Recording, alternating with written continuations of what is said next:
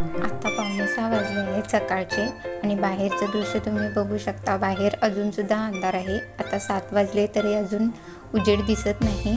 तर आज आहे बुधवार आणि मिस्टरांना ऑफिसला लवकर जायचं होतं, तर त्यांचा डबा बनवण्यासाठी मी आज लवकर उठले आहे. चला तर मग मी इकडे टिफिन बनवून घेते आणि नंतर तुमच्याशी बोलते. हाय, हॅलो, नमस्कार. मी शुभांगी. स्वप्नपरी या यूट्यूब चॅनेलमध्ये तुमचं खूप खूप स्वागत आहे.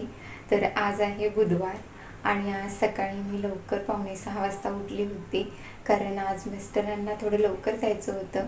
म्हणून मी सकाळी सकाळी उठून त्यांचा टिफिन बनवला.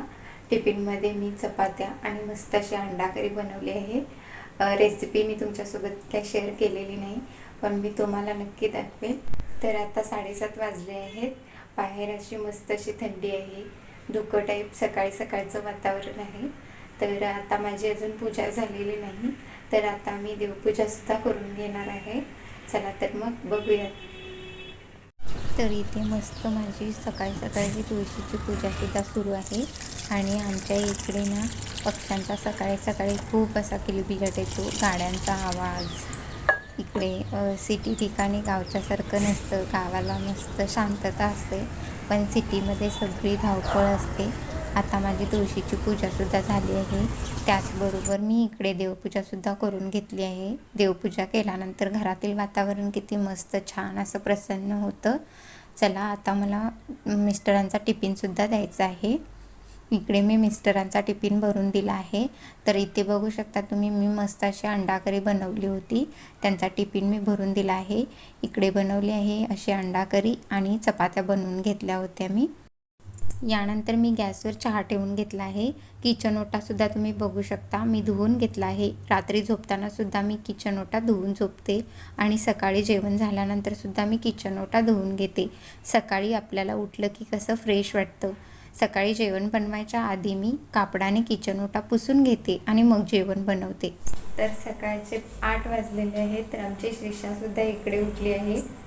बघू शकता तुम्ही, सकाळी सकाळी ती उठली आहे. आज थोडी लवकर उठली आहे.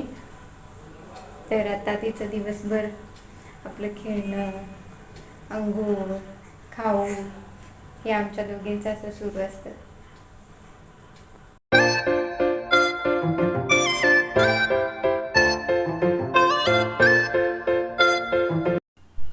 तर श्रीषाला मी आंघोळ घालून घेतली आहे आणि तिच्यासाठी मी इकडं खाऊ बनवत आहे. तर खाऊमध्ये मी आता तिला रव्याची खीर बनवते. मी तिला मूग डाळीची पेज, त्यानंतर भाताची पेज, रव्याची अशा पद्धतीने खीर, असे वेगवेगळ्या पद्धतीने काही ना काहीतरी देत असते. आता तुम्ही इकडे बघू शकता आमची श्रीषाचं खेळणंसुद्धा सुरू आहे. तिची किती मस्ती चालू आहे बघू शकता तुम्ही इकडे.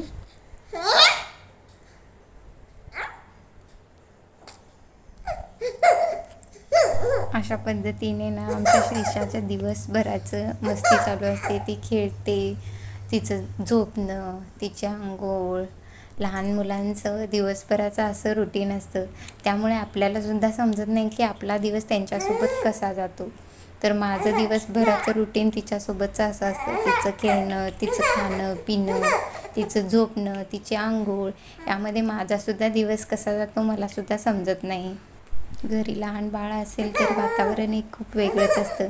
चला तर मग मी आता तिला इकडे खाऊन भरवून घेतलं आहे आणि आता मी तिला झोपवणार आहे, नाहीतर तिची मस्ती अशीच सुरू राहते. तिला झोपवून घेणार आहे आता मी.